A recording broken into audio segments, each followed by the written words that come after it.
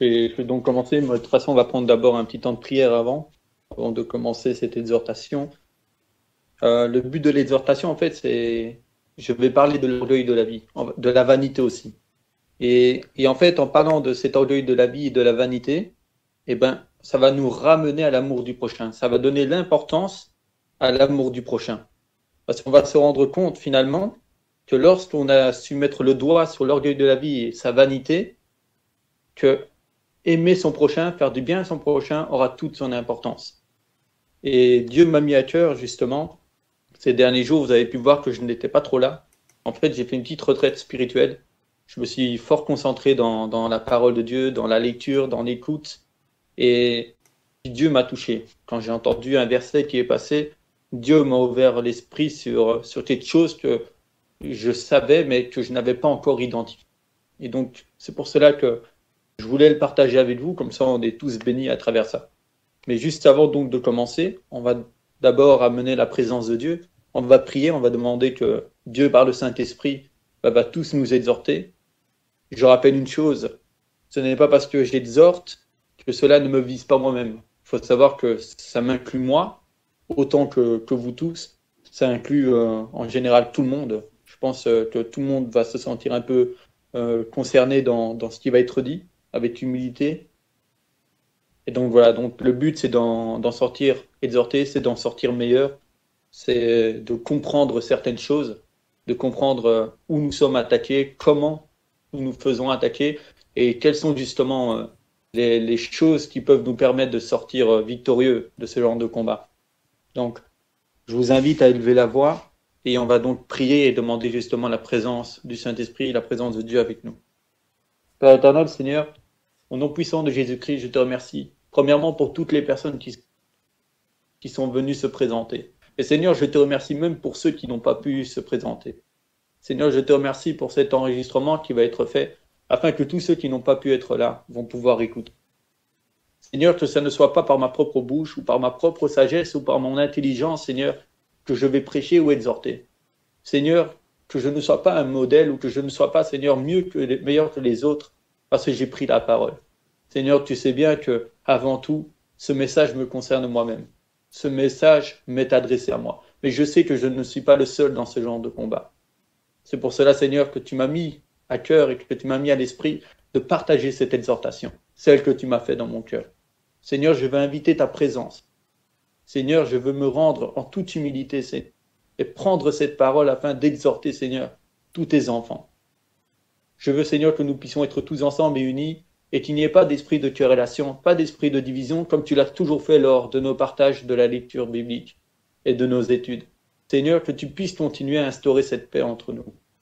Seigneur, que tout se fasse dans ton amour, afin que tout se fasse pour ta gloire et ta puissance. C'est pour cela, Seigneur, que je te remets ce moment entre tes mains, pour que nous puissions tous être bénis en ton saint nom, Seigneur Jésus. Je te remercie pleinement pour les bienfaits que tu vas nous accorder, pour les richesses que tu vas nous donner dans nos cœurs, et cette intelligence, cette ouverture d'esprit que tu vas nous apporter. Ainsi, j'ai prié dans le nom puissant de Jésus. Amen. Amen. Amen. Donc, je rappelle juste pour ceux qui n'étaient pas là, il y a donc Cynthia qui va mettre à chaque fois les versets que je vais citer dans nos micros générales.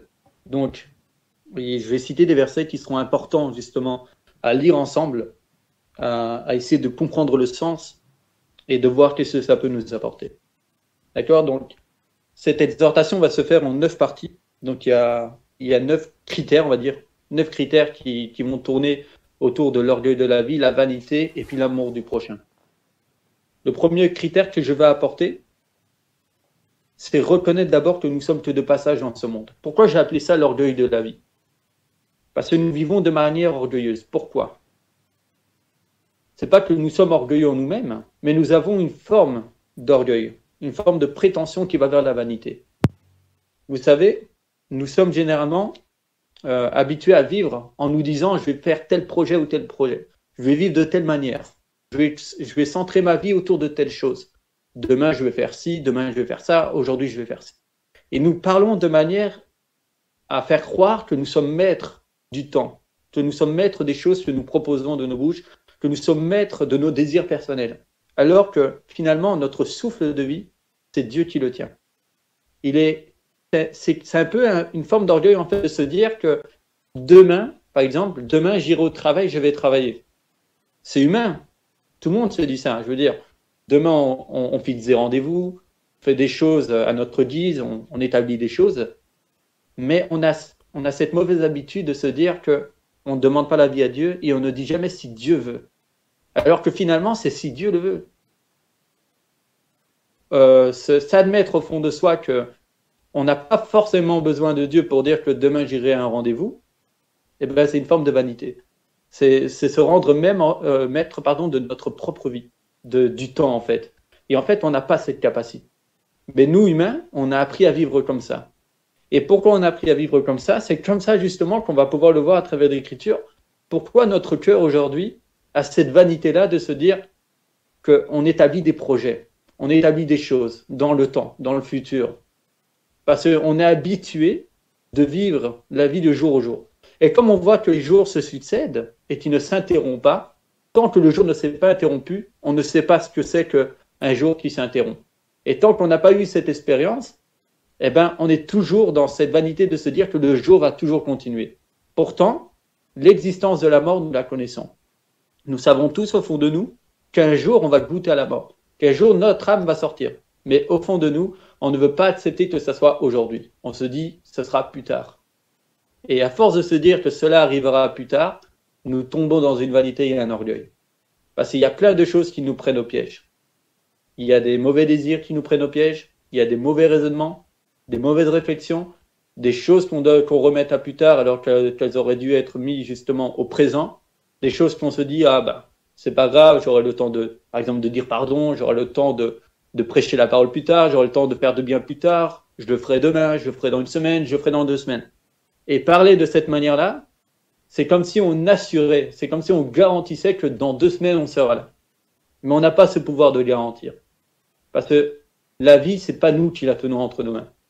Dieu, maintenant, s'il le voudrait, il pourrait faire en sorte que nous tous, présentement, on rendrait notre souffle. Bien sûr, je ne le veux pas et je ne le souhaite pas. Mais c'est pour nous faire prendre conscience que l'homme n'est pas maître de lui-même.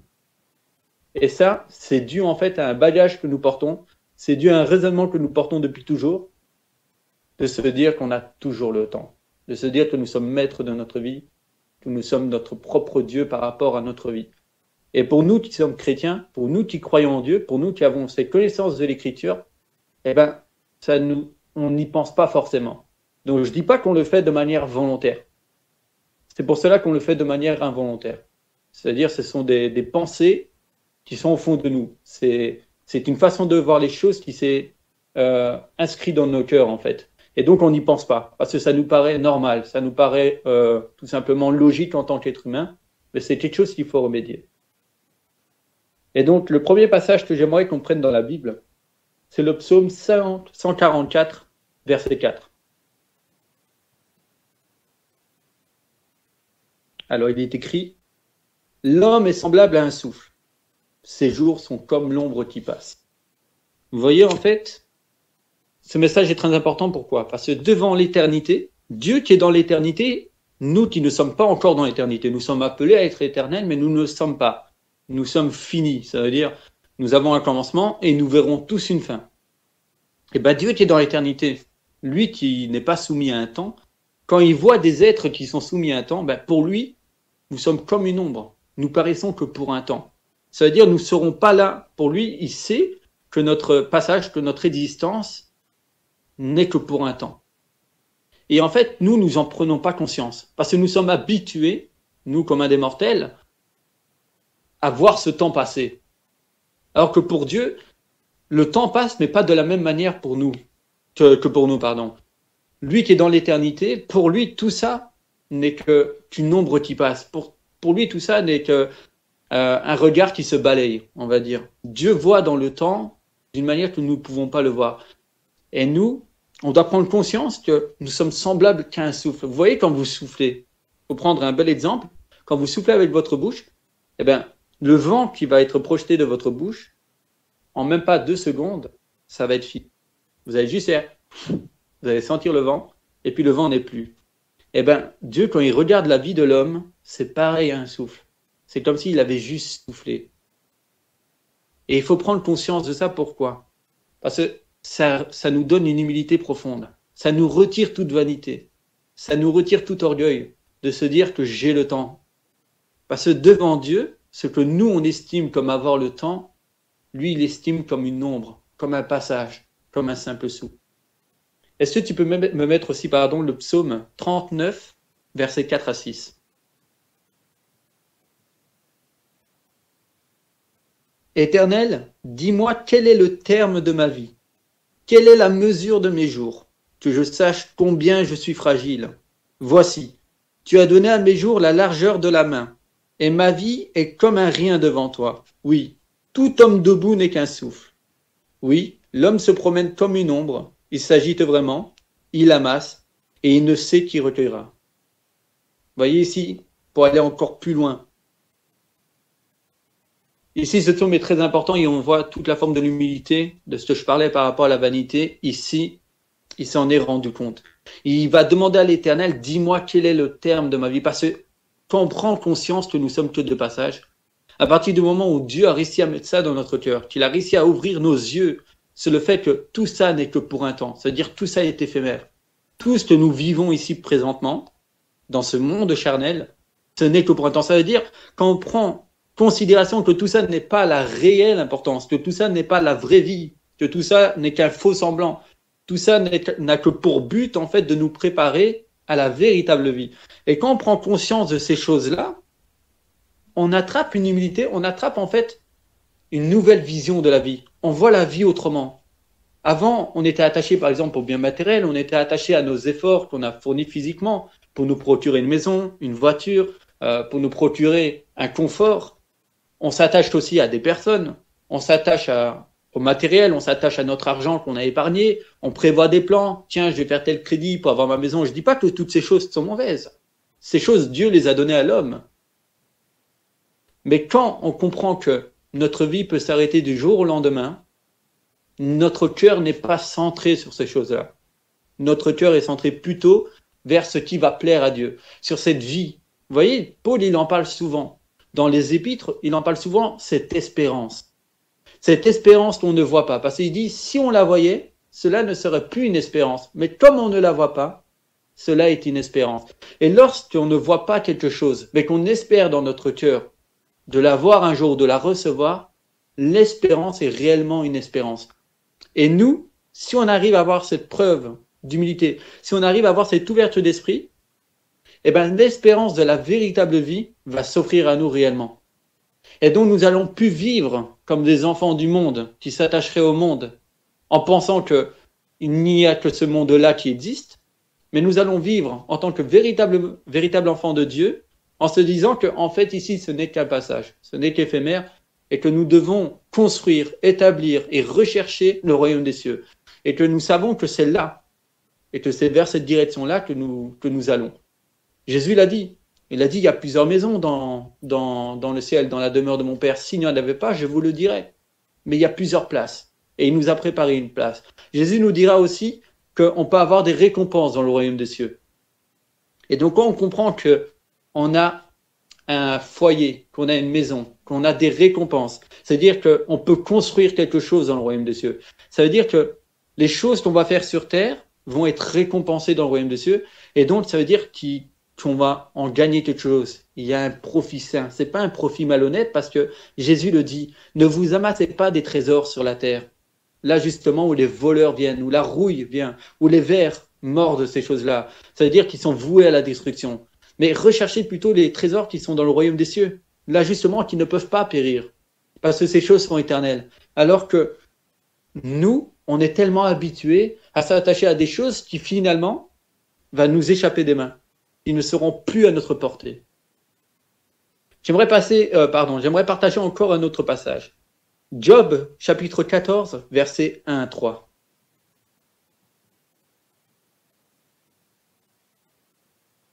L'homme né de la femme, sa vie est courte, sans cesse agité. Il naît, il est coupé comme une fleur, il fuit et disparaît comme une ombre. Et c'est sur lui que tu as l'œil ouvert, et tu me fais aller en justice avec toi. Vous voyez ici, l'homme né de la femme, sa vie est courte, mais sans cesse agité. Et ça, si on fait une analyse de notre vie, du début jusqu'à notre dernier souffle, notre vie sera toujours agitée.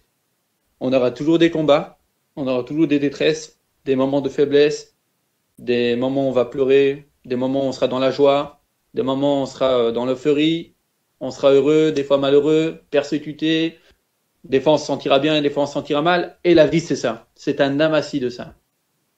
Et en fait, tout ça, toutes ces choses qu'on va traverser, ça va être des enseignements. Des enseignements dans quel sens?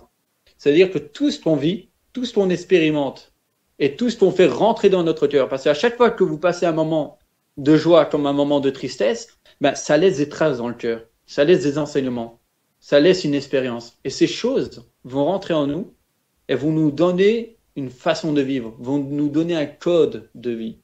Et généralement, c'est ce qui se passe. Si telle personne aujourd'hui a tel caractère, si telle personne pense de telle manière, si telle personne s'habille de telle manière, si telle personne aime bien parler de telle façon, c'est parce qu'il a vécu dans sa vie telle chose et telle chose qui ont fait qu'aujourd'hui il est cette personne-là. Et à travers ça, on peut maintenant donc comprendre que la personne qui est devant nous, si elle est ce qu'elle est aujourd'hui, c'est à cause de ce qu'elle a traversé et à cause de ce que la vie a fait d'elle. Mais ça, c'est parce que uniquement nous avons accepté que ces choses rentrent dans nos cœurs. Nous avons accepté que des choses qui devaient nous rendre tristes, nous a rendus tristes. Des choses qui devaient nous rendre heureux, nous a rendus heureux. Et du fait qu'on a accordé de l'importance à ces choses, on s'est donc modelé à ça. Et donc là, on peut comprendre finalement que ce que nous sommes aujourd'hui, c'est ce que nous avons voulu faire de nous-mêmes inconsciemment, ce que nous sommes. Donc si moi je suis le Tony d'aujourd'hui, ce Tony-là, c'est le Tony que j'ai construit à cause de mes passions, à cause de mes désirs, à cause de mon ressenti, à cause de mon cœur, à cause de mes faiblesses, à cause de mes victoires. Mais il y a une promesse dans la parole. Il y a une promesse, Dieu dit que lorsqu'on est de nouveau, notre cœur de pierre, donc ce cœur-là, ce cœur qui ne peut pas finalement gestionner toutes ces choses-là, ce cœur qui est incapable de faire la différence entre la raison, le spirituel et le sentiment, Dieu va nous donner un cœur de chair. Et ce cœur de chair va pouvoir ouvrir justement une porte spirituelle où le Saint-Esprit va pouvoir justement nous reconditionner. C'est pour ça qu'on parle d'ouverture d'intelligence. C'est pour ça qu'on parle aussi de nouveaux sentiments. C'est pour ça qu'on parle de nouvel homme, de naître de nouveau. Parce que ce que vous étiez avant va être transformé pour devenir une nouvelle personne. Mais pour devenir cette nouvelle personne, si on ne reconnaît pas la personne qu'on était, si on n'a pas déjà compris qui on était avant de rencontrer Christ, on ne réalise pas qu'on deviendra une nouvelle personne. Parce qu'on n'a pas eu ce temps de faire une introspective sur qui on est réellement. Et donc, il est important de savoir ce que nous représentons, de quelle manière nous nous voyons et de quelle manière les autres nous voient aussi. Il faut savoir que, comme la Bible dit, la première chose que l'homme juge, c'est ce qui saute aux yeux. Donc, quand nous paraissons devant quelqu'un, lorsque nous parlons, lorsque nous présentons à quelqu'un, la manière dont on est habitué, la manière dont on va se comporter, la manière dont on va parler, c'est le premier jugement que l'homme va faire sur nous. Et ça va nous coller une étiquette. Il y a un jour, quelqu'un m'a dit quelque chose que j'ai toujours retenu. Il m'a dit, nous créons notre propre publicité. Nous sommes la publicité de nous-mêmes. Nous véhiculons notre propre image. Et si cette image est mauvaise, eh ben, nous aurons une mauvaise étiquette. Si notre publicité est une bonne image, eh ben, on n'aura que des éloges. Et le but de Dieu dans notre vie, justement, c'est de changer l'image qu'on avait. Cette image avant qui pouvait être dénigrée. Cette image avant sur laquelle on pouvait pointer du doigt en disant bah, regarde comment elle est, cette personne, il a tel défaut, tel défaut, tel défaut. Le but de Dieu, c'est de nous changer afin que nous puissions plus avoir ne serait-ce qu'une parcelle de ténèbres, mais que nous puissions être lumière, afin que les seules choses que les hommes vont pouvoir dire de nous, ce sont de bonnes choses.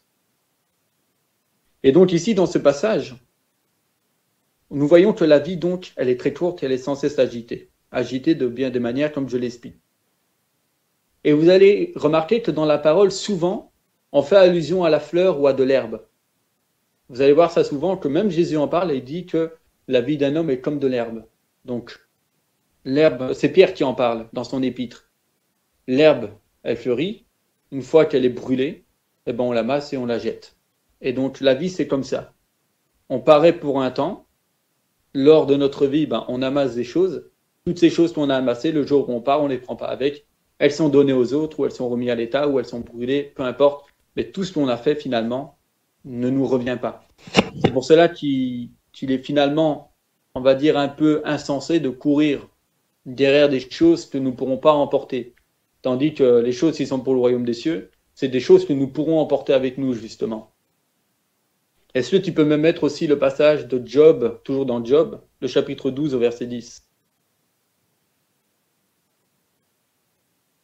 Alors, il tient dans sa main l'âme de tout ce qui vit, le souffle de toute chair d'homme. Donc ici, on comprend bien, c'est Dieu qui tient nos âmes, c'est Dieu qui tient notre vie, c'est Dieu qui tient notre souffle. Et un dernier passage encore, Job 34, versets 14 à 15. Donc tous les passages que je vous mets là, c'est justement pour nous faire prendre conscience que notre vie, on ne la tient pas. Que notre existence, ce n'est pas nous qui décidons à quel moment on vit et à quel moment on meurt. S'il ne pensait qu'à lui-même, s'il retirait à lui son esprit et son souffle, toute chair périrait soudain, et l'homme rentrerait dans la poussière. Ce verset, pour moi, est un verset très, très, très puissant. C'est un verset que si vous arrivez à comprendre le sens de ce verset, ça vous choque, ça vous laisse sur place. Pourquoi? Parce que on peut se poser cette question qui est légitime. Dieu, de là où il est, quand il voit toutes les cruautés dans ce monde, qui s'est jamais posé la question, mais comment il fait pour résister? Comment il a fait pour ne jamais se dire, je laisse tomber, je baisse les bras, je me retire, et puis tout périt? Parce que c'est ce qui est écrit. Si Dieu, un jour, il décidait de penser qu'à lui, parce que Dieu se suffit à lui-même, il n'a pas réellement besoin de nous. S'il nous offre le royaume des cieux, c'est uniquement parce qu'il nous aime et il veut qu'on partage sa gloire avec lui. Mais s'il voudrait penser qu'à lui-même, en se contemplant que lui, en posant les yeux que sur lui-même, il se retirait et plus rien n'existerait. Et toute vanité, tout orgueil, tout plan qu'on aurait pu faire dans nos têtes, tout projet qu'on aurait pu établir, tout ça n'existerait plus. Il n'y aurait plus rien qui subsisterait hormis Dieu. Et donc, quand on voit ça, ça nous fait encore plus comprendre la vie, ça nous fait encore plus comprendre à quel point c'est une grâce immense. Le fait juste de vous parler là présentement, le fait de vous dire ces versets, le fait de partager ce moment avec vous, chacun d'entre nous, c'est une grâce immense. Parce que si Dieu le voulait, il ne l'aurait pas permis. Et qu'est-ce qu'on va dire? Paul en parle, il va dire quoi? Tu vas te présenter devant le Créateur en disant, mais pourquoi m'as-tu repris la vie aujourd'hui? Et Paul nous répond, dans ce cas, il dit, est-ce que justement l'ouvrage peut dire à celui qui l'a fait, pourquoi m'as-tu fait ainsi? Pourquoi m'as-tu établi autant de temps? Est-ce qu'on peut avoir cet orgueil de dire à Dieu, t'aurais dû me laisser une semaine de plus? Paul le dit, le Créateur ne fait-il pas ce qu'il veut de ses créatures? Et donc, quand on arrive à comprendre cette perception que Paul avait, et que justement les prophètes dans la Bible et tous ceux qui ont parlé à travers la Bible avaient aussi, on comprend en fait que tout est grâce. C'est pas mérité. Celui qui pense qu'il a encore envie parce que c'est mérité, il se trompe complètement. Parce qu'on ne mérite pas la vie. On ne la mérite pas. Ça nous a été donné. C'est un don volontaire, c'est un choix. C'est comme Jésus qui est venu sur la terre, c'est pas mérité. Jésus qui s'est offert sur la croix, c'est pas mérité. Personne ne méritait. C'est un don. C'est une grâce. Donc ça, c'était pour le premier point. Donc le premier point, je rappelle, c'était justement pour nous faire prendre conscience que notre vie n'est tenue qu'entre les mains de Dieu. C'est Dieu qui tient nos vies, c'est lui qui décide quand nous vivons et quand nous mourrons. Bien sûr, il y a plein d'autres passages qui en parlent, il y a plein de versets, mais pour pas que ça soit trop long, j'ai pris juste cela. Bien sûr, on peut citer encore d'autres passages, mais le but, c'est de faire les 9 critères. Alors, le deuxième critère, c'est un peu semblable au premier, c'est se faire maître de sa propre vie. Alors, quand je dis se faire maître de sa propre vie, c'est quand on va se dire, vivons un peu comme nous voulons. Faisons ce que nous voulons. Vivons selon nos désirs, selon nos passions. Faisons nos choix. Je vais donner un exemple. Imaginons, vous êtes assis dans votre canapé, sur votre canapé, et l'esprit vous met à cœur, sort évangéliser. Et puis vous êtes là et vous vous dites, il est déjà 18h, je ne vais pas sortir, je le ferai demain. Déjà là, vous vivez comme vous voulez. C'est-à-dire, c'est vous qui instaurez un mode de vie. C'est vous qui décidez quand quand vous allez être prêt pour Dieu. C'est vous qui décidez quand vous allez établir telle chose ou telle chose. Et ça, d'une manière ou d'une autre, c'est faire de son propre ventre Dieu. Il y a un verset qui en parle. Ils ont fait de Dieu leur propre ventre. Pourquoi? Parce que nous nous centrons autour de nos propres désirs, autour de notre propre volonté. Alors que Jésus nous l'a montré, de vrais serviteurs de Dieu, c'est celui qui accomplit uniquement la volonté de Dieu. Jésus, il n'est pas venu pour faire sa volonté, il est venu pour faire la volonté de Dieu. Et s'il nous a montré un tel exemple, c'est pour nous montrer, nous, en tant que serviteurs et enfants de Dieu, quel chemin on doit suivre. Et pourtant, c'est nous qui décidons ce que nous faisons, c'est nous qui décidons de l'appel qu'on veut. Nous nous autoproclamons, je sais pas, pasteur, prophète, guérisseur, etc. Alors que, qui nous a mandaté à tout ça? Qui nous a dit va faire tout ça? Et après, on s'étonne des fois qu'en faisant tout ça, Dieu n'est pas avec nous, que la puissance de Dieu n'est pas avec nous, que Dieu n'agit pas dans ce que nous faisons, et qu'au contraire, c'est encore pire qu'avant. Et ça, pourquoi? Parce que nous n'avons pas une réelle soumission. Nous ne nous sommes pas réellement abandonnés. On a encore cette partie en nous qui veut être maître de soi-même, qui veut dire j'ai mon libre arbitre. Nous savons que Dieu existe, nous savons que Jésus existe, nous savons que nous devons accomplir sa volonté à lui, nous savons que nous devons être soumis, mais pourtant en nous, il y a une partie qui résiste. Il y a une partie qui ne veut pas s'y soumettre. Et quand on comprend ça, on comprend pourquoi on tombe dans le péché. Mais là, je ne vais pas parler du péché, on va rester centré sur ça. Alors, je vais utiliser dans cette partie-là un passage du livre de la sagesse. C'est un livre que tout le monde ne reconnaît pas forcément. Je le reconnais. Moi, je l'utilise parce que, voilà, le message qui est passé est un très bon message, justement adapté à ce thème. Donc, excusez-moi si jamais je vais heurter quelques personnes en utilisant un livre qui n'est pas dans notre Bible, mais qui est dans d'autres Bibles. Mais croyez-moi, c'est justement pour le thème. Si vous voulez pas, je peux passer au-delà et rester uniquement centré autour de la parole. Donc, je demande à Small et Cynthia, vous qui êtes justement les fondatrices, si ça ne vous gêne pas, donc je les utiliserai. C'est de quel livre que tu parles? Sagesse. Oui, ça va. Je pense que Ça va? Small est d'accord. D'accord. Non, non. Ah, ça la dérange. Bon, laisse tomber alors. Ok, pas de souci. Ok, restons sur la Bible, il n'y a aucun souci. Attends, elle a dit non, ça me dérange pas. Ah, elle a oublié le pas. Ok, d'accord, tu peux aller. Tu peux faire. Il n'y a pas de problème. Ok, mais je ne sais pas si ça va passer avec le bot. Essaye une fois de marquer Sagesse, chapitre 1, verset 16. Alors Sagesse, 1, 16. Ah ouais, peut-être avec la version que tu as, ça ne passera pas. Alors, ce que je vais faire, c'est que je vais vous le lire, tout simplement. Ouais. Il faudrait une version qui la possède, mais ce n'est pas grave. En la lisant, ça revient au même. Alors, Sagesse, chapitre 1, au verset 16. Voyez ce qui est écrit. Les gens qui méprisent Dieu appellent la mort par leurs actes et leurs paroles. Ils croient qu'elle est leur amie. Ils la désirent avec ardeur et font un pacte avec elle. Oui, ils méritent vraiment de lui appartenir. Donc, je vais répéter. Les gens qui méprisent Dieu appellent la mort par leurs actes et leurs paroles. Pourquoi? Parce que quand nous méprisons Dieu, quand nous ne sommes pas soumis à Dieu, quand nous ne reconnaissons pas Dieu comme il se doit de le reconnaître, nous sommes contre lui. Et donc, nous vivons d'une manière qui n'est pas conforme à la parole de Dieu. Et donc, forcément, ce qu'on attire sur nous, c'est la mort, parce que nous vivons dans le péché. Ils croient qu'elle est leur amie. Donc, généralement, la personne qui va vivre dans cet égarement croit qu'il est bon dans cet égarement. Si vous regardez un peu quand nous étions pas convertis, quand nous n'avons pas Dieu dans nos vies, nous nous plaisons à nous-mêmes. Nous nous disons, mais en fait, je vis en toute justice. Ce que je fais, moi, je trouve que je suis une bonne personne. Des fois, on a de l'humilité, on se dit, je reconnais que des fois, je suis une mauvaise personne, mais c'est pas pour autant que notre façon de vivre nous déplaisait. Il la désire avec ardeur et font un pacte avec elle. Oui, il mérite vraiment de lui appartenir. Merci, Vérité, pour le passage que tu as mis. Donc ici, on peut donc comprendre que si nous ne vivons pas de manière soumise à Dieu, si nous ne vivons pas de manière à accomplir la volonté de Dieu, eh ben, nous vivons en mépris avec lui. C'est-à-dire, il y a une contestation, il y a une querellation avec lui. À partir du moment où vous êtes maître de vous-même et que vous n'acceptez pas Dieu comme votre maître, eh ben, il y a deux maîtres.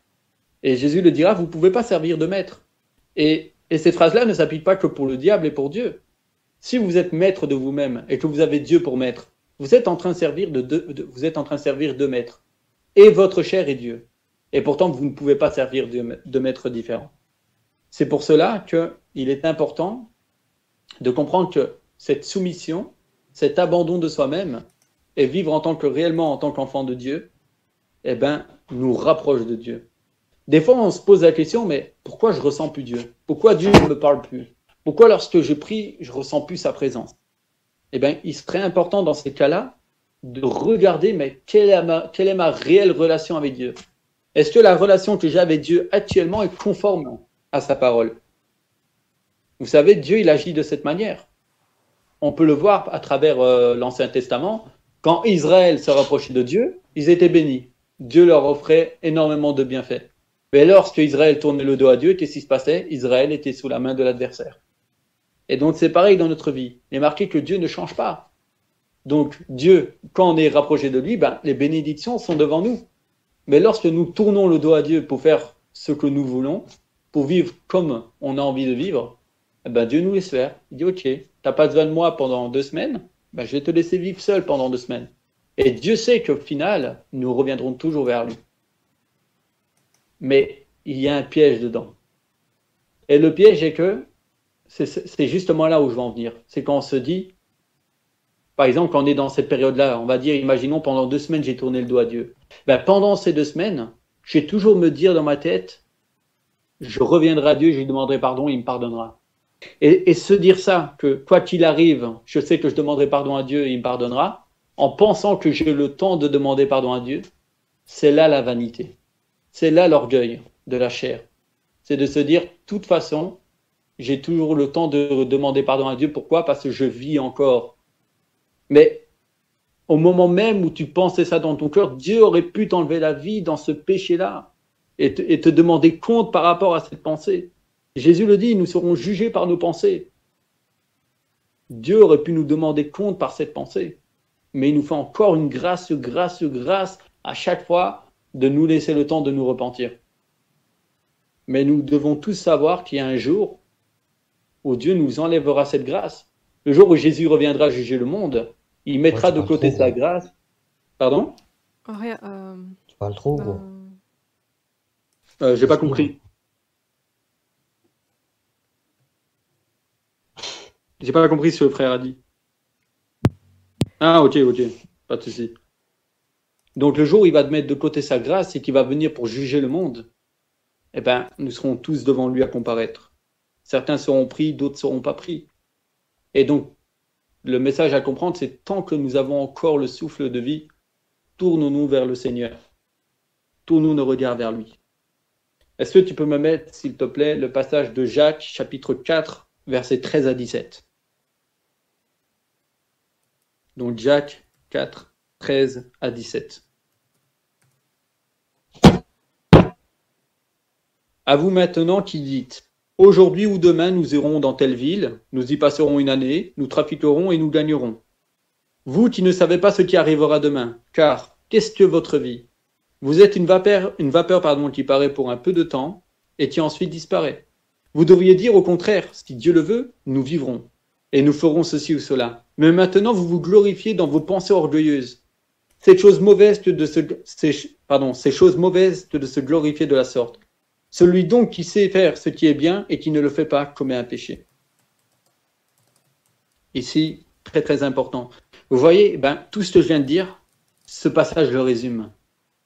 Il le dit lui-même. Il dit le fait de se dire que demain on ira dans telle ville, telle année je vais faire telle chose, dans 10 ans je vais avoir ma maison, telle chose, sans dire que Dieu le veuille, c'est-à-dire sans demander si Dieu le veut, sans même poser les regards sur Dieu pour voir si c'est dans sa volonté, c'est des pensées orgueilleuses. Et on s'en rend pas compte.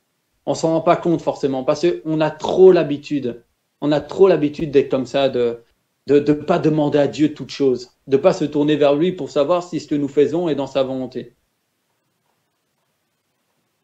Et regardez ce qu'il dit, surtout verset 17. Il dit, celui donc qui sait faire ce qui est bien et qui ne le fait pas commet un péché. Donc celui qui sait que demander à Dieu si c'est sa volonté ou pas, mais qui ne le fait pas, parce que c'est une bonne chose de demander à Dieu si c'est sa volonté ou pas. C'est une bonne chose de dire si Dieu le veut, étant donné que c'est lui qui tient notre vie, mais qui ne le fait pas commet un péché. Donc là, on prend conscience. Maintenant, on va se poser un peu la question, mais combien de fois avons-nous péché alors? Combien de fois nous ne sommes pas mis en péché justement à cause de ça? Combien de fois on n'a pas été contre Dieu sans se rendre compte qu'on avait des pensées orgueilleuses, qu'on vivait de manière orgueilleuse, qu'on était dans la vanité?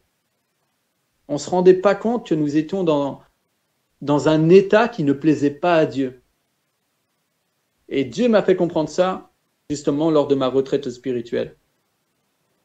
Enfin, retraite, je dis une semaine, hein, c'est une petite retraite spirituelle, mais Dieu m'a fait comprendre cette chose.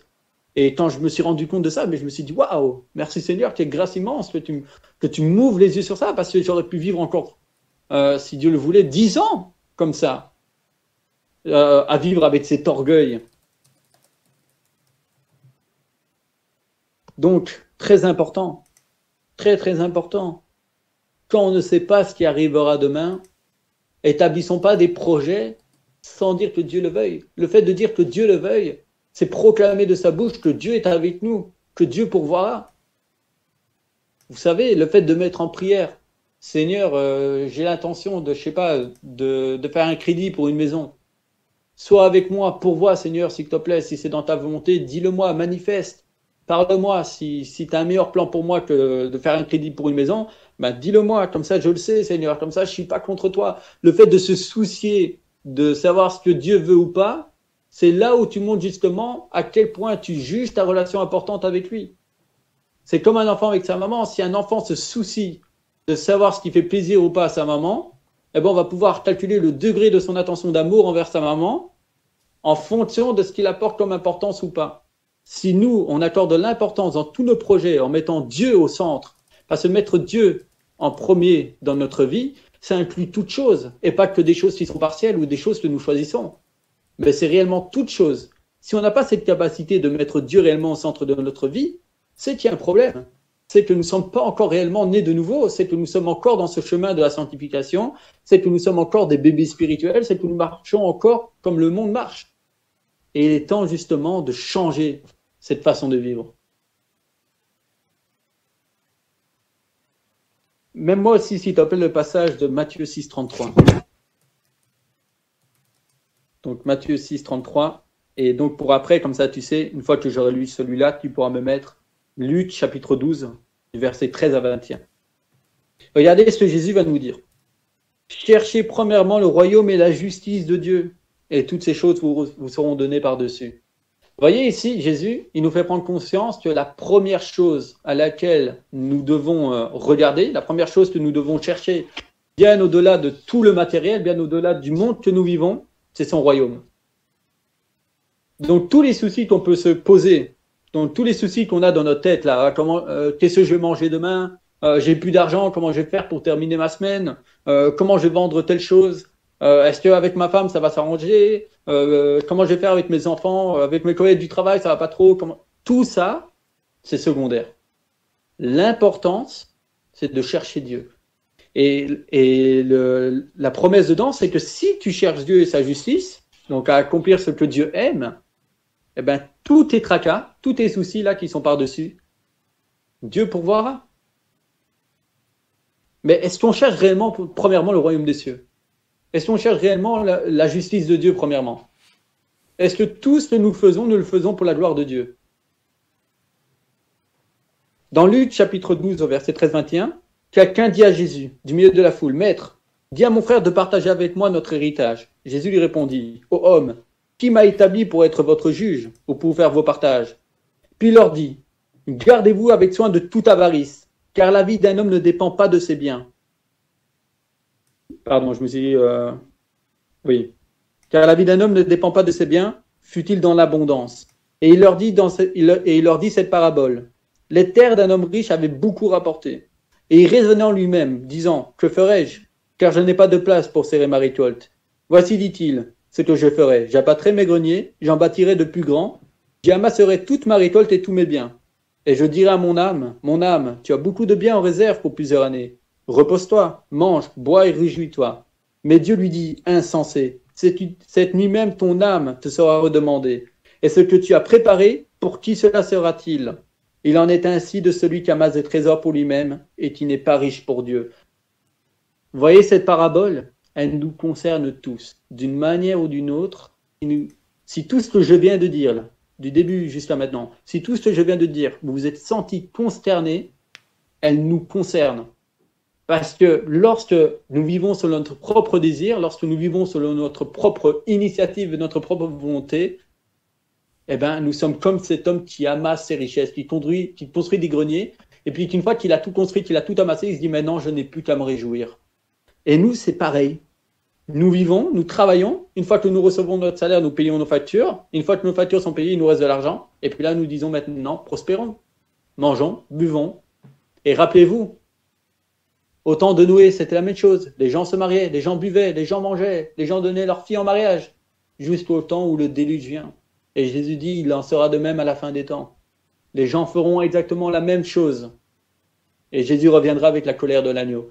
Et c'est pour ça qu'il faut être très, très, très attentif. Il faut faire très, très attention de ne pas être pris dans ce piège. Parce que Jésus le déclare comme avarice. C'est une forme d'avarice que de se contenter de ce qu'on a et de prendre plaisir dans ce qu'on a. Alors, il faut faire une nuance. Attention, il n'est pas mauvais d'avoir un confort. Car si aujourd'hui tu possèdes un confort, c'est que Dieu a voulu que tu aies ce confort. Mais il est mauvais de faire ce confort ta seule source de bien-être. Il est mauvais de faire de ce confort ta réjouissance. Parce que si tu t'attaches à ce confort que Dieu t'a donné et que ton attachement à ce confort est plus grand que ton attachement à Dieu, tu es rentré dans une luxure, tu es rentré dans une avarice. Et même pour aller plus loin, tu es même devenu idolâtre de ton confort. Parce que tu accordes plus d'importance à ton bien-être, tu accordes plus d'importance à ton confort qu'à savoir ce que Dieu aime, à savoir ce que Dieu veut pour toi. C'est pour ça qu'il nous faut ouvrir les yeux. Il nous faut prendre conscience de ces choses-là. Si nous ne prenons pas conscience de ces choses-là, s'il n'y a personne pour nous dire ces choses-là, si l'Esprit ne nous dissuade pas de ces choses-là, nous mourrons dans nos péchés. Nous mourrons dans cet orgueil et dans cette vanité. Nous arrivons donc au troisième point. C'est le point justement qui va suivre celui-là. Et ce point, je l'ai nommé « Ne pas se soucier de la vie et de la nourriture ». Alors, je sais déjà quel passage vous vient en tête, le sermon sur la montagne où Jésus va parler justement la vie et plus la nourriture. D'ailleurs, on va le mettre. Mais juste avant, je veux partager un autre passage. C'est Ecclésiaste, chapitre 1, au verset 3 à 4. Alors, je sais qu'il est compliqué à écrire, celui-là. Ecclésiaste 1, verset 3 à 4.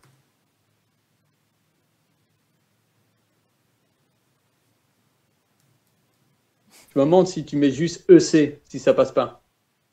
Ah, nickel. Quel avantage revint-il à un homme de toute la peine qu'il se donne sous le soleil? Une génération s'en va, une autre vient, et la terre, elle subsiste à toujours. Vous voyez comme c'est puissant? Quel avantage revient-il à un homme de toute la peine qui se donne sous le soleil? Rappelez-vous, Jésus dit que Dieu lève son soleil sur les bons et sur les mauvais. Mais quel avantage y a-t-il à un homme de tout le travail qu'il va faire sous ce soleil, que ce soit charnellement, ou spirituellement ou émotionnellement? Parce que lui, la terre, elle subsiste, mais toi, tu es de passage. Nous sommes de passage, nous sommes éphémères. Nous sommes plus éphémères que la terre, en tout cas. Donc, toutes nos peines, là, toutes nos afflictions, tous nos soucis, finalement, à quel avantage? Qu'est-ce que nous y gagnons, finalement? Vous savez, des fois, il y a des personnes, lorsqu'ils deviennent vieux, ils deviennent, comment on appelle ça, grincheux. Pourquoi ils deviennent grincheux? Parce qu'ils comprennent qu'ils ont passé le 3/4 de leur vie à côté de la plaque. Ils ont passé 3/4 de leur vie à travailler, à se préoccuper d'eux-mêmes. Et puis, lorsqu'ils sont vieux, ils ont compris qu'ils n'ont pas profité de la vie. Ils ont compris qu'ils n'ont rien fait de leur vie. Ils ont compris que finalement, ils se sont juste acharnés pour rien. Et il ne faudrait pas que nous, si Dieu le permet, que nous atteignions cet âge-là, que nous disions, mais qu'est-ce que j'ai fait de ma vie? Quelle a été ma vie sous le soleil? Quel avantage j'en ai tiré? Qu'est-ce que j'ai produit pour le royaume des cieux pendant si tant d'années? Le jour où je vais mourir, que vais-je recevoir? Qu'est-ce que Dieu va me donner comme louange? Une génération s'en va et une autre vient. Quelqu'un prendra ta place sur la terre. Toi, tu partiras, un enfant né. C'est comme ça. Des gens meurent et d'autres naissent. Tu as laissé une trace, tant mieux. Tu n'as pas laissé de trace, ben tant mieux. Mais dans tous les cas, ton nom sera oublié. Donc, quel avantage avons-nous? Est-ce que tu peux me mettre aussi, toujours dans le même chapitre d'Ecclésiaste, le verset 8 à 11?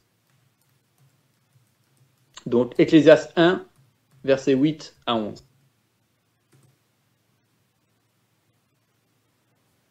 Toutes choses sont en travail au-delà de ce qu'on peut dire. L'œil ne se rassasie pas de voir et l'oreille ne se lasse pas d'entendre. Ce qui a été, c'est ce qui sera. Et ce qui s'est fait, c'est ce qui se fera. Il n'y a rien de nouveau sous le soleil. S'il est une chose dont on dise « vois ceci, c'est nouveau », cette chose existait déjà dans les siècles qui nous ont précédés.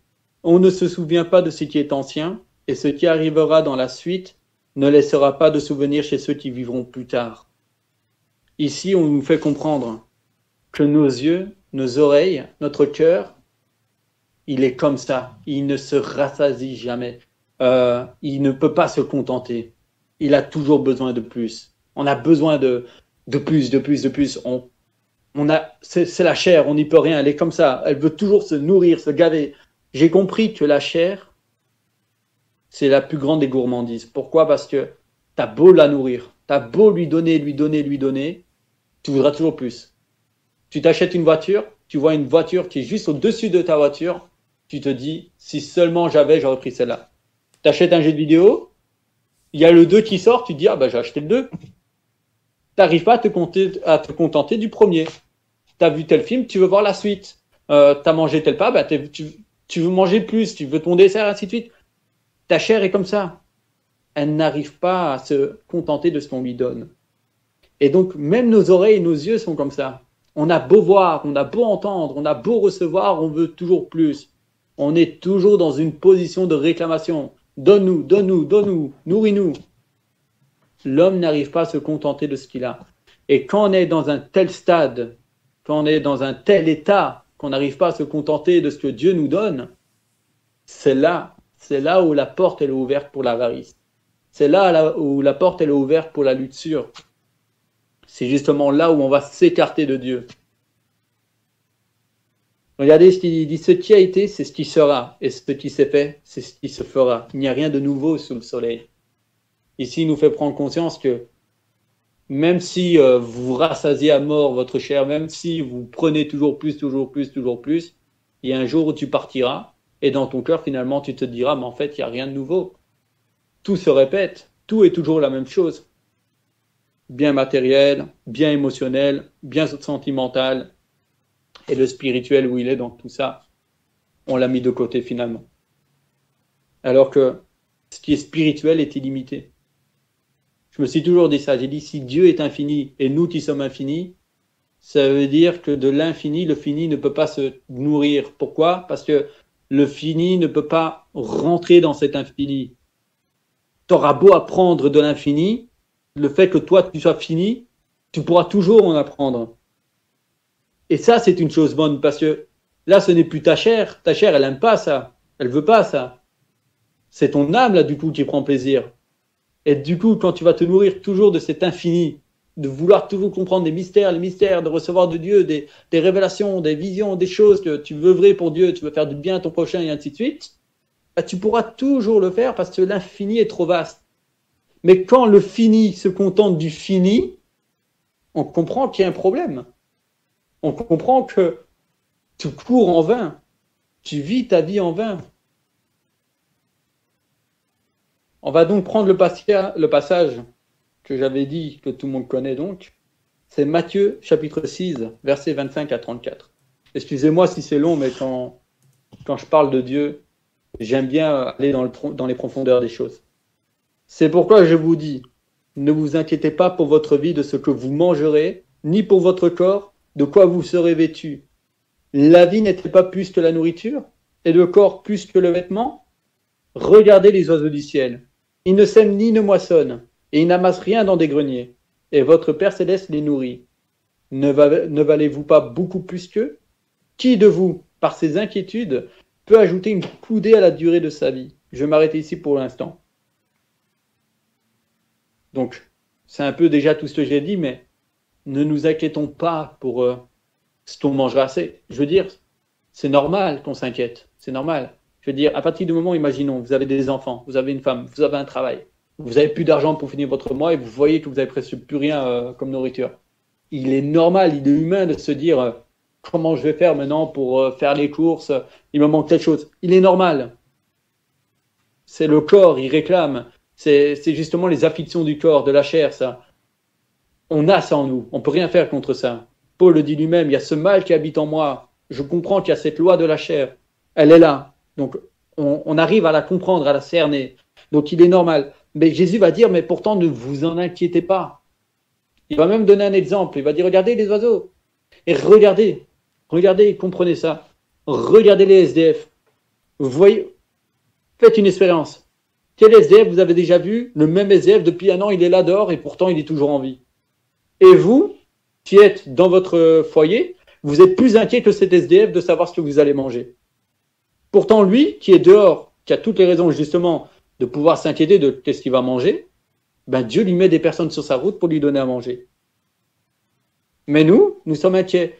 Et nous voulons toujours, par nos propres forces, par nos propres moyens, de subvenir à nos besoins. Et du coup, on fait comme si on n'avait pas besoin de Dieu. Dès que nous manquons d'argent, nous pensons déjà à ce que nous allons vendre, nous pensons déjà à quels moyens nous allons gagner de l'argent, etc. C'est une bonne chose, au moins vous n'êtes pas paresseux. Certes, c'est une bonne chose. Mais, dans tout ça, nous montrons à Dieu que nous n'avons pas besoin de lui. Et c'est là où le piège peut rentrer.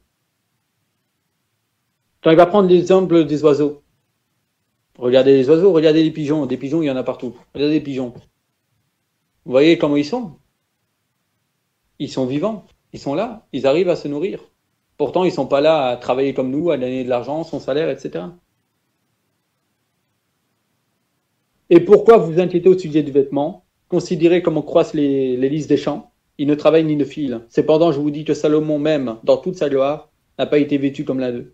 Si Dieu revêt ainsi l'herbe des champs, qui existe aujourd'hui et qui sera demain, qui demain sera jeté au four, ne vous vêtira-t-il pas à plus forte raison, gens de peu de foi? Ne vous inquiétez donc point et ne dites pas que mangeons-nous, que boirons-nous, de quoi serons-nous vêtus, car toutes ces choses, ce sont les païens qui les recherchent. Votre Père Céleste sait que vous en avez besoin. Donc vous voyez ici, Jésus reconnaît que nous avons besoin. Il dit, notre Père, Dieu sait que vous en avez besoin. Mais il dit, ne le recherchez pas, parce que c'est ça que les païens, c'est les gens du monde qui le font. Si vous êtes enfant de Dieu, ça ne devient plus un problème pour vous parce que vous avez confiance en Dieu qui pourvoira à vos besoins. Cherchez premièrement le royaume et la justice de Dieu et toutes ces choses vous seront données par-dessus. Ne vous inquiétez donc pas du lendemain, car le lendemain aura soin de lui-même. À chaque jour suffit sa peine. Et là, on revient à ce que j'ai dit au début. Tu ne connais pas ton lendemain. Tu t'inquiètes à savoir de ce que tu vas manger dans une semaine parce que tu vois que tes réserves s'épuisent, mais tu ne sais même pas si dans une semaine tu seras là. Et toute ton inquiétude, finalement, elle t'aura servi à quoi? Pour ça, si tu es dans les inquiétudes, la Bible nous dit que nous avons Jésus. Tourne-toi vers Jésus. Dis-lui tes inquiétudes. Dis, Seigneur, moi je te fais confiance. Je te remets ça entre tes mains. Problème, on n'a pas ce réflexe. On n'a pas cette habitude. Et il faut que nous prenions cette habitude. Et quand je parle comme ça, je parle surtout à moi premièrement. Sachez-le, je me vise moi-même. Parce que Dieu m'a fait prendre conscience que je suis le premier à vivre de cette manière-là. Est-ce que tu peux me mettre le Luc chapitre 13, verset 1 à 5? Là, on va rentrer dans le 4e point.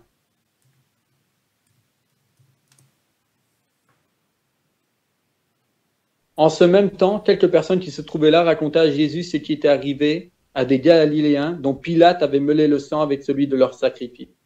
Il leur répondit, « Croyez-vous que ces Galiléens fussent de plus grands pécheurs que tous les autres Galiléens parce qu'ils ont souffert de la sorte? Non, je vous le dis.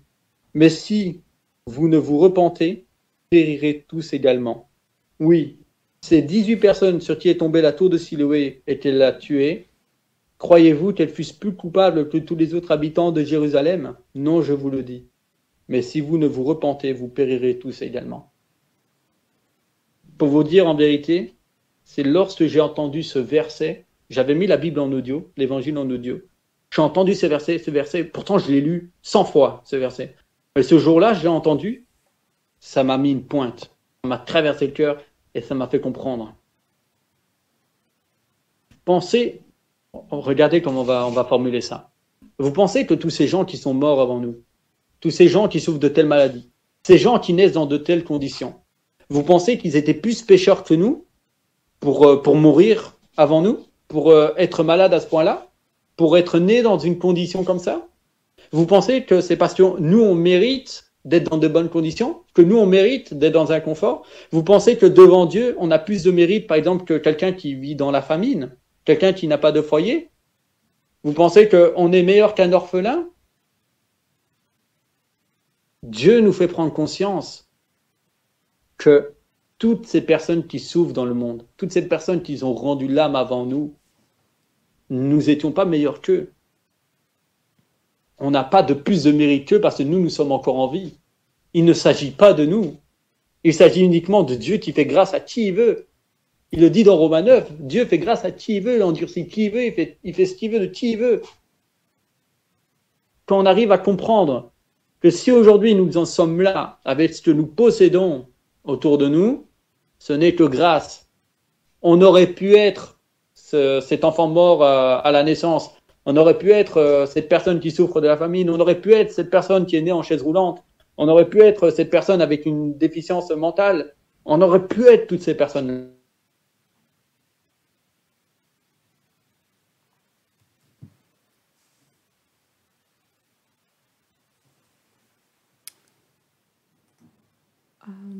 C'est lui qui bloque ou c'est nous ou c'est moi? Oui, c'est lui du coup, je pense.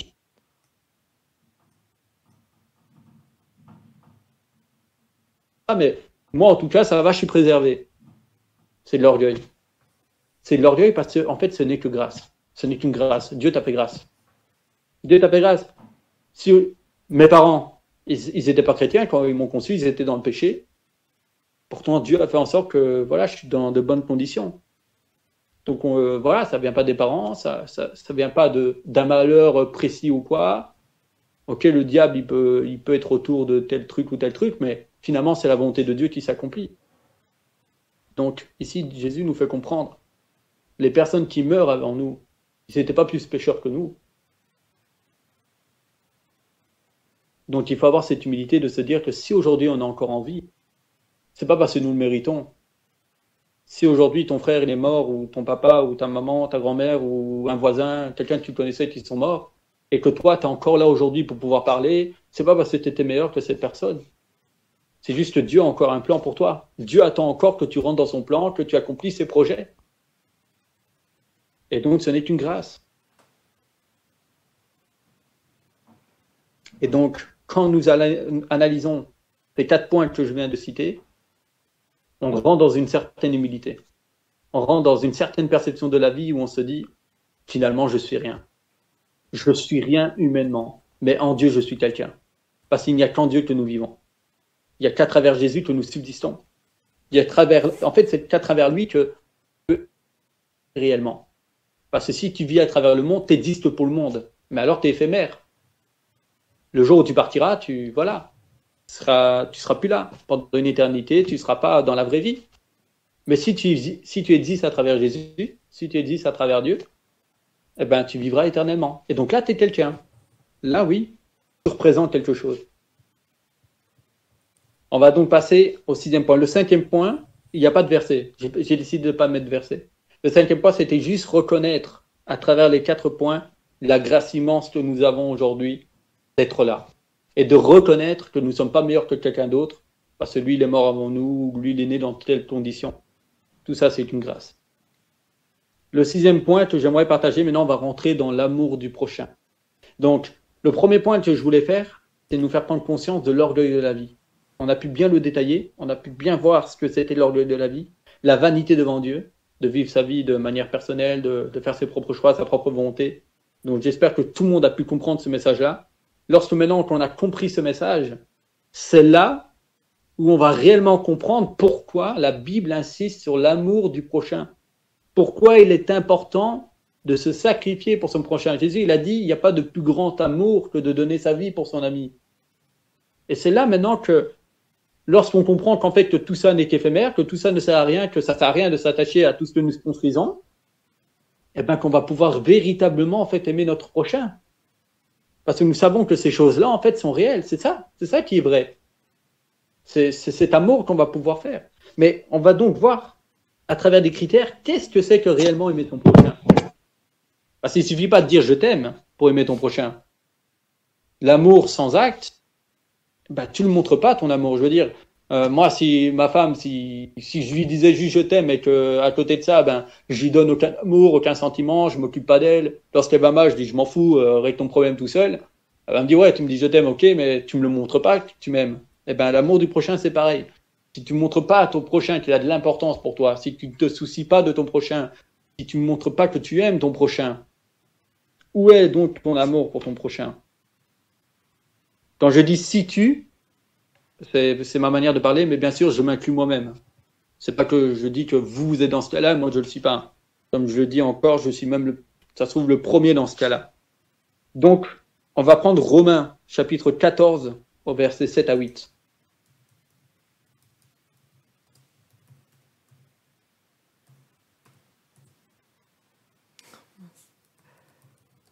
Tu dois inverser. Merci. Voilà, nickel. En effet, nul de nous ne vit pour lui-même, et nul ne meurt pour lui-même. Car si nous vivons pour le Seigneur. Et si nous mourrons pour le Seigneur. Soit donc que nous vivions, soit que nous mourions, nous sommes au Seigneur. Et ça, il faut le comprendre. Si on vit et si on meurt, c'est uniquement pour le Seigneur. Mais ça veut dire quoi, ça, vivre et mourir pour le Seigneur? Ben, on revient à ce que j'ai dit. C'est-à-dire ne plus vivre pour sa propre volonté, ne plus vivre pour ses propres désirs, uniquement vivre pour Dieu. Et Dieu, qu'est-ce qu'il demande? Parce que Jésus le dit. C'est pas celui qui dit Seigneur, Seigneur qui sera sauvé, mais celui qui accomplit la volonté de mon Père. Qu'est-ce qu'il demande? Il dit la loi se résume en 2 commandements. Toute la loi et les prophètes. Tu aimeras ton Dieu de tout ton cœur, de toute ton âme, de toute ta force, et tu aimeras ton prochain comme toi-même. Tu fais ces 2 choses-là, tu as tout accompli. Alors, aimer Dieu de tout son cœur, toute son âme et toute sa force, à l'entendre comme ça, ben, c'est ça, moi j'aime bien Dieu, moi aussi, je vous le dis, j'aime Dieu, de tout mon cœur, je l'aime. Mais comme j'ai dit, si ton amour ne se traduit pas par des actes, quelle preuve tu as de ton amour envers Dieu? Si tu n'accomplis pas la volonté de Dieu, c'est bien beau de dire je t'aime Dieu, mais ton amour, il est où réellement? Est-ce que Dieu voit l'amour de la même manière que toi? Et pareil pour le prochain, comme j'avais dit juste avant. Donc ici, très important, ce passage de Romains, nous ne vivons plus pour nous-mêmes. Lorsque nous sommes crucifiés avec Christ et que nous sommes renés avec lui, parce qu'il a été ressuscité, nous sommes ressuscités avec lui, bien sûr de manière spirituelle, eh bien nous ne vivons plus pour nous-mêmes, nous sommes à nouveau-nés. Et donc, tout ce qui pouvait avoir de l'importance pour nous avant n'a plus réellement son importance. Bien sûr, pas prendre au sens large. Il y a des personnes qui sont importantes pour nous. Il y a des choses qui peuvent être importantes, mais elles ne sont pas plus importantes que le royaume des cieux. Un autre passage, c'est 1 Corinthiens, chapitre 6, versets 19 à 20.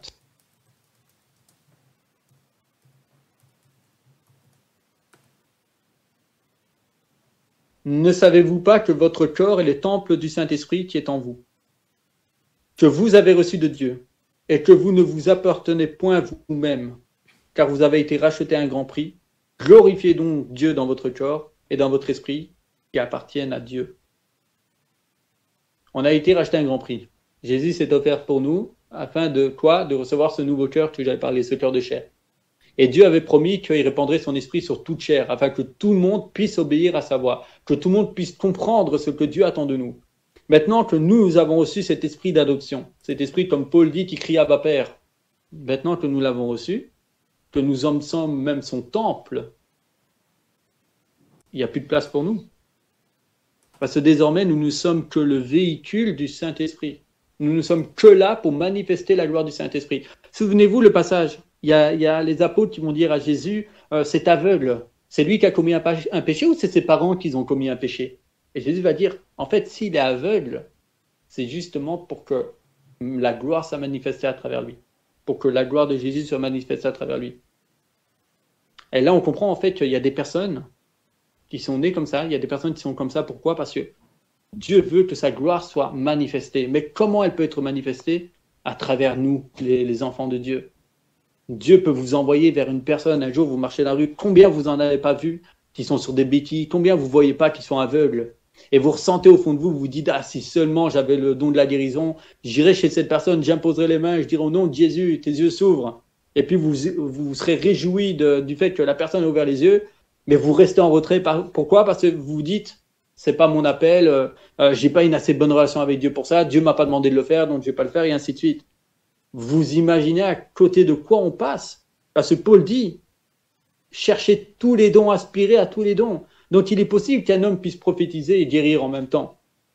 Mais comme nous n'avons pas une relation assez proche de Dieu, comme nous ne sommes pas assez proches de Dieu, nous n'avons pas cette certitude que Dieu va nous exaucer. Pourtant Jésus ne doutait pas quand il priait. Quand Jésus disait, lève-toi, il était persuadé qu'il allait se lever. C'est pour ça que Jésus dira, si ta foi est aussi grande qu'un grain de moutarde, pour dire à cette montagne, jette-toi. La montagne bougerait. Pareil pour l'arbre, il irait se jeter dans la mer. Donc, on comprend que si réellement on s'abandonnait à Dieu, si réellement on cherchait à faire sa volonté, on pourrait faire de grandes choses pour le royaume. La gloire de Dieu pourrait être manifestée. Donc ça, c'est pour le point donc qu'on ne vit plus pour nous-mêmes. C'était le 6e point. Maintenant, on va passer dans aimer son prochain. Ce n'est pas que l'aimer, mais c'est l'aider. Ça, c'est le 7e point. Et pour ça, je vais prendre Jacques, chapitre 1, au verset 27.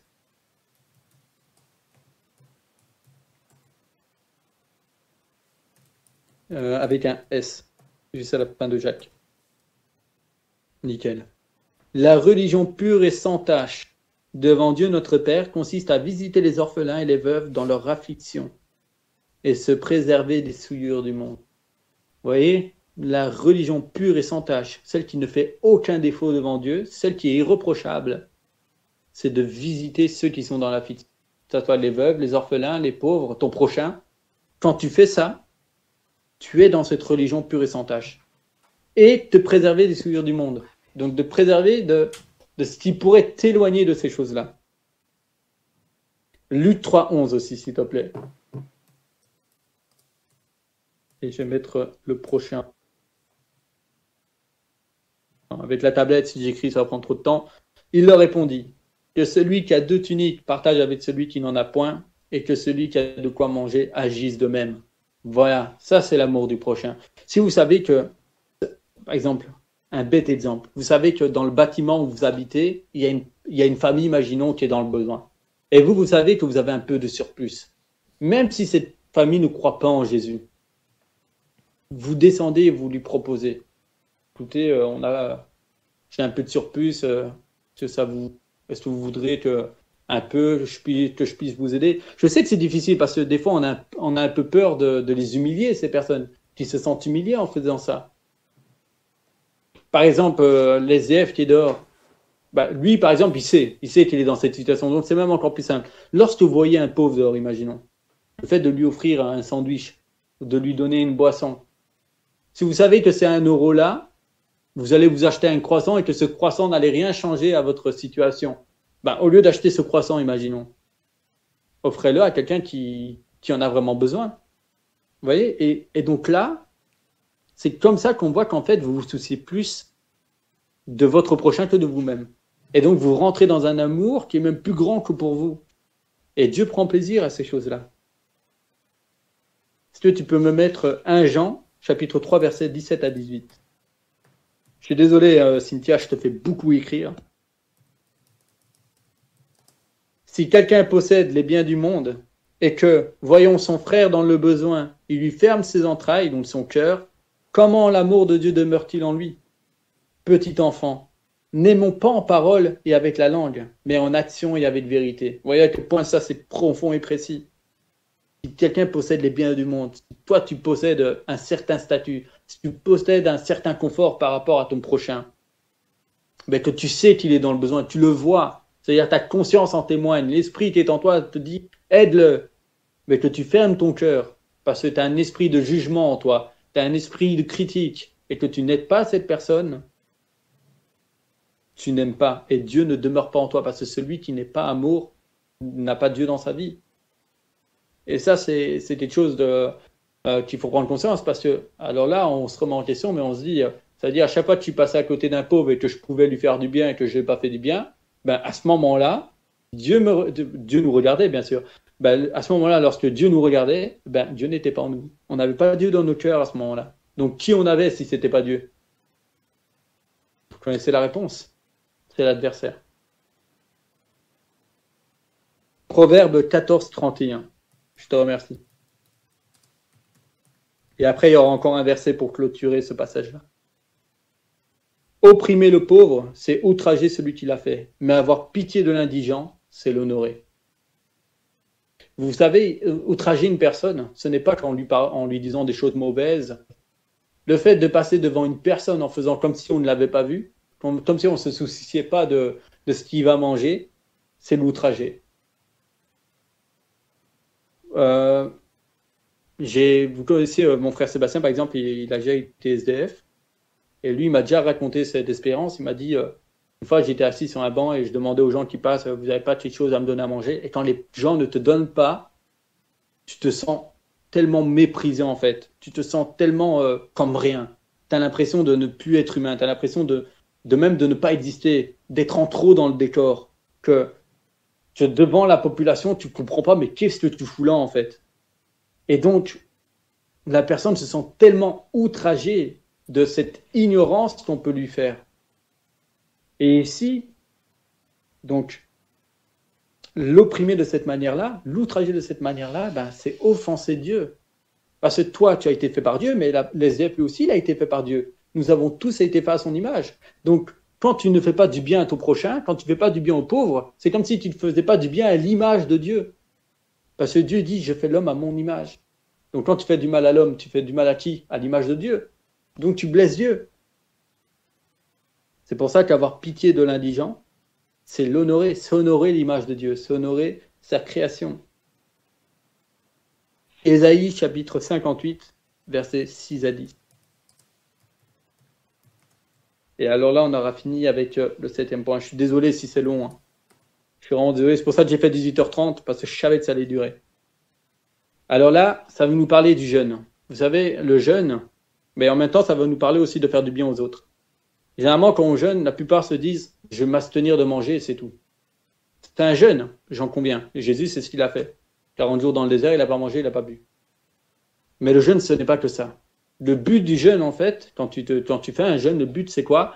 C'est de te priver de tout ce que à quoi tu étais attaché charnellement, de tout ce que ta chair aime avoir, pour te rapprocher spirituellement.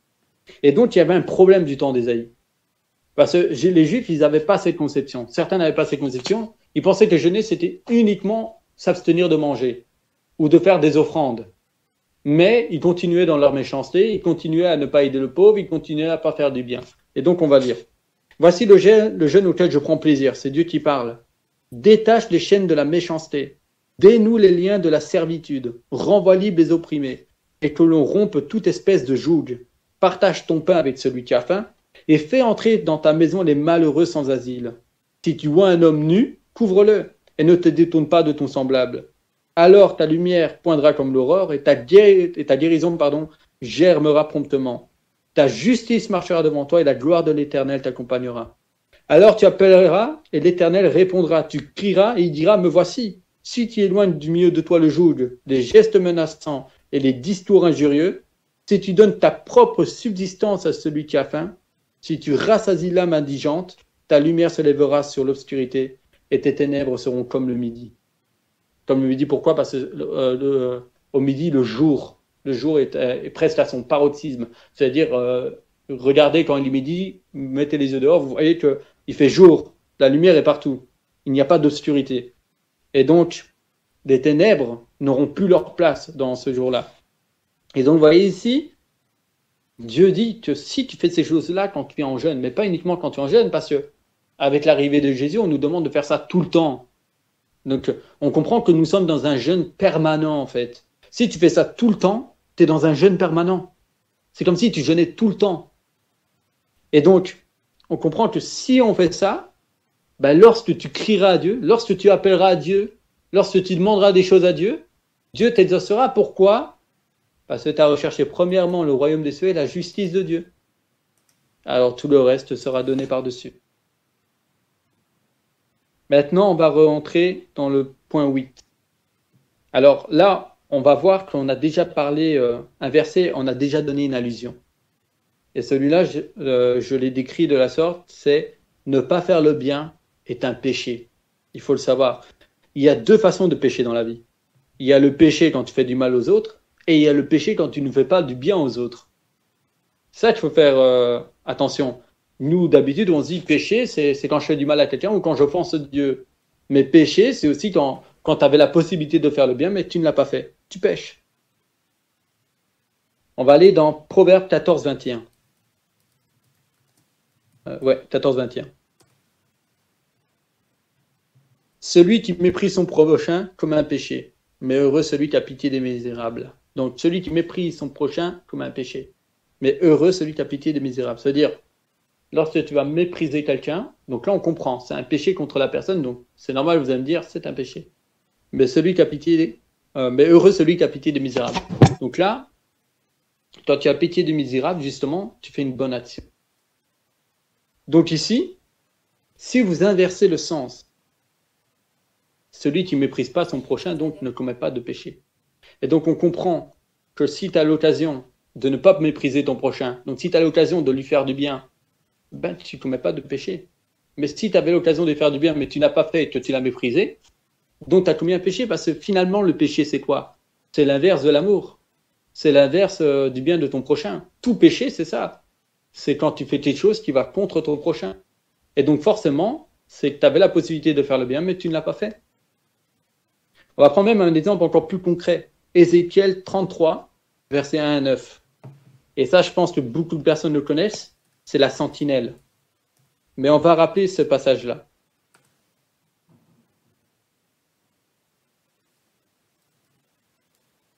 Essaye peut-être sans l'accent.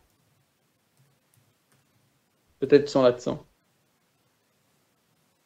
Ouais, voilà, nickel. La parole de l'Éternel me fut adressée en ces mots. Fils de l'homme, parle aux enfants de ton peuple, et dis-leur, lorsque je fais venir l'épée sur un pays, et que le peuple du pays prend dans son sein un homme et l'établit comme sentinelle, donc une sentinelle c'est quoi? C'est quelqu'un qui a la fonction de, par exemple, il est établi sur une tour, et c'est lui qui va prévenir la ville, attention, il y a une armée qui débarque sur nous. Ça c'est une sentinelle, c'est quelqu'un qui veille sur, on va dire, sur la vie des autres. Si cet homme voit venir l'épée sur le pays, sonne de la trompette et avertit le peuple, et si celui qui entend le son de la trompette ne se laisse pas avertir et que l'épée vienne le surprendre, son sang sera sur sa tête. Donc on comprend quoi? On va mettre cet exemple dans notre vie de chrétien. Vous savez la bonne nouvelle qu'on a reçue, cette bonne nouvelle qu'on est censé prêcher. Eh bien, lorsque nous prêchons la bonne nouvelle à quelqu'un, il l'a entendue. Donc maintenant, s'il ne l'accepte pas, tu es libéré de son sang. Pourquoi? Parce que toi, tu as fait ton travail, tu as prêché la bonne nouvelle. Maintenant, on va voir dans le contraire maintenant. Et si celui qui entend le son de la trompette, donc ne sait pas avertir et que l'épée vienne sur lui, son sang sera sur sa tête. Il a entendu le son de la trompette et il ne s'est pas laissé avertir, son sang sera sur lui. S'il se laisse avertir, il sauvera son âme. Si la sentinelle voit venir l'épée et ne sonne pas de la trompette, si le peuple n'est pas averti et que l'épée vienne enlever à quelqu'un la vie, celui-ci périra à cause de son iniquité, mais je redemanderai son sang à la sentinelle. Donc on comprend quoi? On comprend en fait que si vous avez une personne dans votre entourage, et que vous saviez que s'il n'avait pas Jésus dans sa vie, vous saviez que si vous ne lui parlez pas de Jésus, cette personne va mourir dans son état de péché, va mourir dans ses iniquités. Mais pourtant, vous gardez la parole pour vous. Cette personne, certes, va mourir dans son péché, mais l'âme de cette personne qui va être condamnée va être demandée en compte à nous. Pourquoi? Parce que tu pouvais lui parler de Dieu. Tu devais même lui parler de Dieu. Paul dit, c'est une obligation de proclamer l'évangile. Et pourtant, on ne l'a pas fait. Et donc, l'âme de ces personnes-là à qui on avait l'occasion de parler et qu'on n'a pas fait, elle nous sera demandée en compte. Par contre, si tu l'as averti, tu l'as dit, fais attention, Jésus revient bientôt. Un jour, l'agneau reviendra. Si tu ne te repens pas, si tu ne donnes pas ton cœur à Jésus, tu vas mourir dans ton péché et tu n'acceptes pas, tu es libre. Ce n'est pas à cause de toi. Et toi, fils de l'homme, j'ai été établi comme sentinelle sur la maison d'Israël. Tu dois écouter la parole qui sort de ma bouche et les avertir de ma part. Quand je dis au méchant, méchant, tu mourras, si tu ne parles pas pour détourner le méchant de sa voie, ce méchant mourra dans son iniquité et je te redemanderai son sang. Quand la parole dit que celui qui n'a pas le Fils n'a pas le Père, on comprend que celui qui n'a pas Jésus n'est pas sauvé. Et donc, si on sait qu'il va mourir, si la parole nous dit que ces gens vont mourir, si on aime vraiment notre prochain, alors pourquoi nous les laissons mourir? Pourquoi nous les laissons aller en enfer? Pourquoi nous ne leur parlons pas de l'évangile? Mais si tu avertis le méchant pour le détourner de sa voie et qu'il ne s'en détourne pas, il mourra dans son iniquité et toi tu sauveras ton âme. Parce que tu auras fait ce que Dieu attendait de toi. Donc vous voyez ici l'importance de faire le bien. On voit que si tu ne fais pas le bien, si tu ne donnes pas l'occasion à ton prochain de pouvoir être sauvé, tu commets un mal. Et pour donner un bel exemple, si tu vois un enfant, imaginons, qui ne sait pas que le feu, ça brûle, et tu le vois courir vers le feu, et que toi, tu ne cours pas derrière pour le retenir avant qu'il se jette dans les flammes, mais qu'au contraire, tu le regardes et tu lui dis s'il se brûle, au moins ça l'apprendra. Tu commets un péché, parce que tu savais que ça allait le brûler, tu savais que ça allait occasionner des dommages dans sa vie. Ça se trouve, il allait laisser la vie, mais tu l'as laissé faire. Eh bien, c'est le même exemple avec l'évangile. Si tu sais qu'il y a une personne qui est en train de courir vers sa perdition, et pour revenir au premier sujet que j'ai parlé, si tu sais que la vie d'un homme n'est qu'un souffle, et que Dieu peut reprendre la vie de ton collègue ou la vie de ton cousin, de ta sœur, qui ne croit pas en Dieu, etc., du jour au lendemain, tu t'empresses de lui parler de Dieu, tu n'es pas tranquille dans ta tête, tu te dis, tant que cette personne n'a pas Dieu dans sa vie, je ne peux pas vivre tranquillement, je ne suis pas bien, parce que je sais que chaque jour qui passe, c'est un pas de plus vers la mort. C'est un pas de plus vers la perdition qui se présente à lui. On va mettre un dernier passage, Romains 10, 14 à 15. Et après, on sera au dernier point, le 9. Comment donc invoqueront-ils celui en qui ils n'ont pas cru? Et comment croiront-ils en celui dont ils n'ont pas entendu parler? Et comment en entendront-ils parler s'il n'y a personne qui prêche? Comment ces païens peuvent se convertir à Dieu? Comment ces païens peuvent accepter Jésus s'il n'y a personne parmi les enfants de Dieu qui prend l'initiative de leur dire Jésus existe? Comment ils seront sauvés? Et comment y aura-t-il des prédicateurs s'ils ne sont pas envoyés? Selon qu'il est écrit, qui sont beaux les pieds de ceux qui annoncent la paix, de ceux qui annoncent de bonnes nouvelles. Vous voyez, Paul, il avait compris ça. Il avait compris, l'Esprit lui avait fait comprendre que lui-même, c'était sa mission en fait. Il a compris que dans sa propre mission, il a compris le besoin vital d'aller prêcher. Il a compris que c'est important d'annoncer cette bonne nouvelle, c'est important de sauver son prochain. Malheureusement, on ne le comprend pas encore assez. Vous connaissez la joie quand un de vos frères de votre famille ou votre sœur ou votre maman, votre papa, peu importe, accepte Dieu. Vous êtes dans la joie, vous êtes dans l'état, vous dites Alléluia, ça m'a mis 3 ans, ça se trouve, pour le ramener à Dieu, mais aujourd'hui il est là, il est sauvé. Vous connaissez la joie que ça procure. Et quand vous connaissez cette joie et que vous apprenez à vivre de cette joie, eh ben, comme la chair est un besoin toujours de se rassasier, eh ben, rassasiez votre chair de cette joie. Continuez à produire cette joie en continuant à convertir des hommes et des femmes et ainsi de suite. Et donc, on va passer au dernier passage maintenant. C'est aimer son prochain comme soi-même. Alors, on va aller dans Marc 12, 31, tout simplement où Jésus dira d'aimer son prochain comme soi-même. Voici le second, donc le deuxième commandement. Tu aimeras ton prochain comme toi-même. Il n'y a pas d'autre commandement plus grand que cela. Il n'y a aucune loi, aucun commandement qui surpasse aimer Dieu de tout ton cœur, toute ton âme et toute ta force et d'aimer ton prochain. Matthieu 7, 12.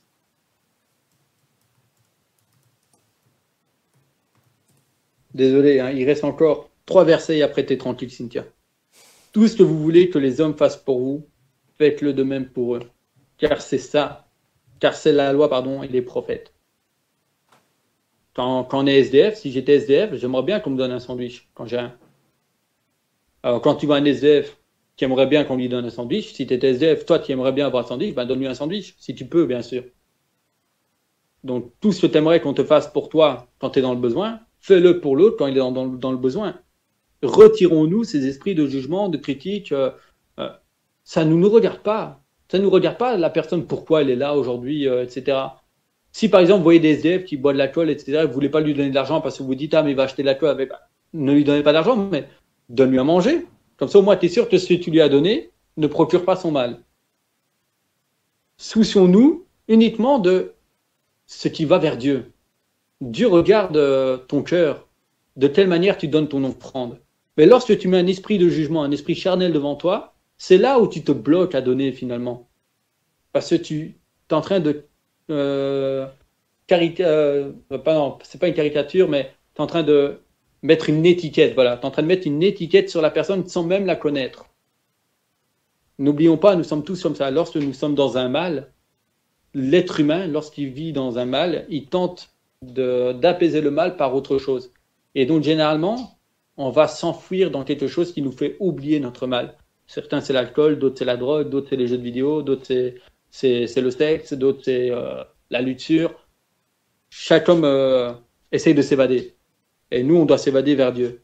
C'est pour ça, ne jugeons pas trop vite notre prochain. On ne sait pas ce qu'il a traversé. Et donc, n'ayons pas cet esprit de jugement. Nous faisons uniquement ce que Dieu attend de nous. Et par la même occasion, si tu lui donnes un sandwich, parle-lui de Jésus. Tu vois, si tu lui montres les versets que Jésus dit que tous les versets qui parlent des pauvres, qu'on doit leur faire du bien, etc., eux, ça va leur toucher. On dira, il y a de tels versets dans la parole de Dieu. Il dit justement qu'on doit prendre soin de nous, nous qui sommes dehors, qu'on a l'impression que le monde ne nous regarde pas. Justement, il y a un livre qui dit qu'en fait, on doit se soucier de nous. Vous allez leur donner de l'importance. Ils en ont besoin. Romains 13, versets 8 à 9, s'il te plaît. Et après, ce sera un dernier verset et on aura fini. Ne devez rien à personne, si ce n'est de vous aimer les uns les autres. Car celui qui aime les autres a accompli la loi. En effet, les commandements, tu ne commettras point d'adultère, tu ne tueras point, tu ne déroberas point, tu ne convoiteras point, et ceux qui peut encore y avoir, se résume dans cette parole, tu aimeras ton prochain comme toi-même. Et donc, tu comprends, quand tu aimes ton prochain, tu es incapable de lui faire du mal. Et tout ce que tu as envie, c'est de lui faire du bien. C'est de pourvoir à ses besoins, de pouvoir. C'est pour ça que Paul dira même dans un de ses épîtres, je ne le connais pas parfaitement, mais il dit, soyez dans la joie avec ceux qui sont dans la joie, et soyez dans la tristesse avec ceux qui sont dans la tristesse. Partagez les pleurs et partagez les rires. C'est ça le vrai amour. Et donc, le dernier passage, 1 Corinthiens, chapitre 13, versets 4 à 8.